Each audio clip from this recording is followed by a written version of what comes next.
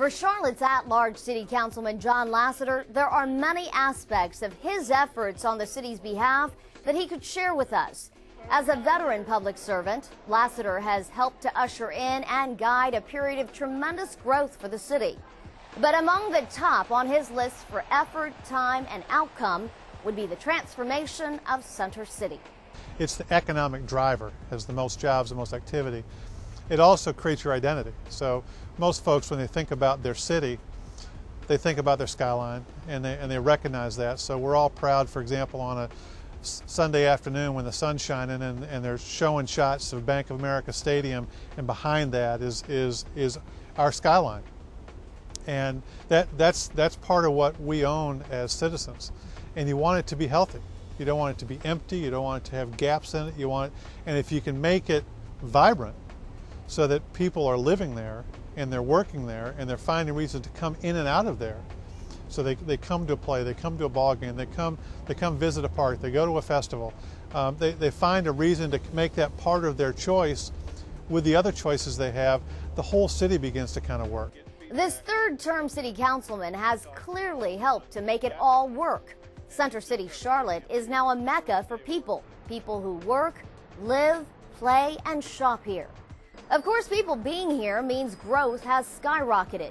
Construction cranes span across Center City, which brings even more people, and a cycle of prosperity continues.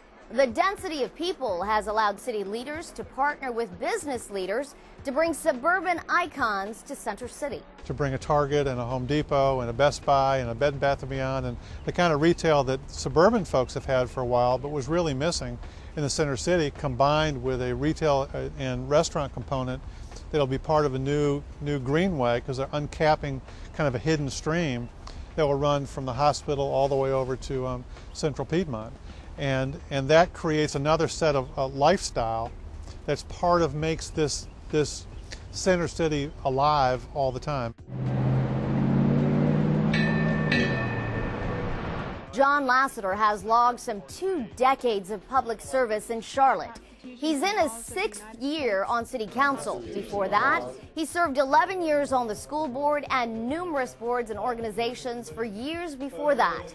Giving back on this level is a fundamental aspect of who he is. You've got to find some way to make it a little bit better, because it has some impact on the world around you. And you know, I've been lucky that there's a place for me in public service. But luck, they say, is in the eye of the beholder. There are those like George Battle, who served on the school board with Lassiter and has known him for almost 30 years, who believes that it's the city of Charlotte that has been lucky to have Lassiter.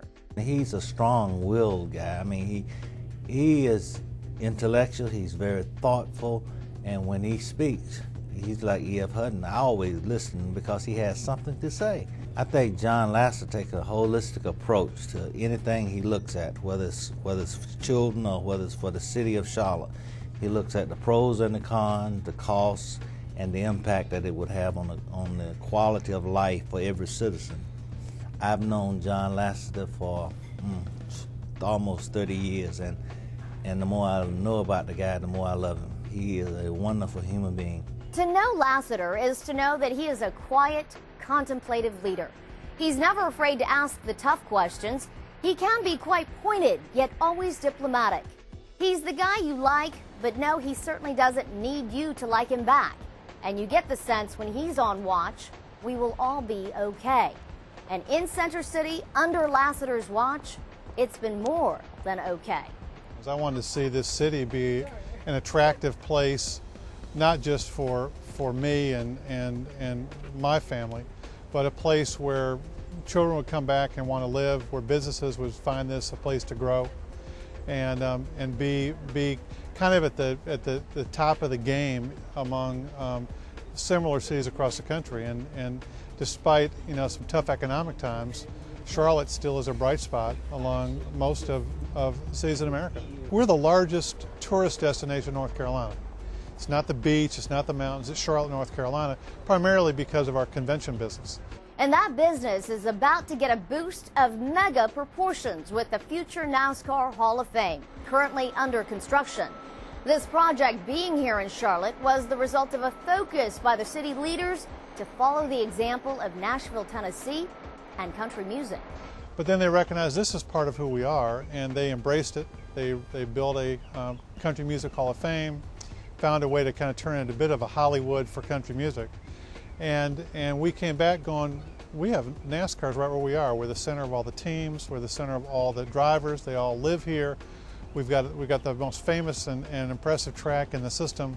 We ought to be in the game to try to be a player. And about the same time, NASCAR said we're interested in a Hall of Fame. And the rest, they say, is history. Although right now, some of this history is literally in the making. Center City is not success that happened overnight, far from it. But this is a great example of what kind of leadership residents in Charlotte get from its at-large councilman, John Lassiter.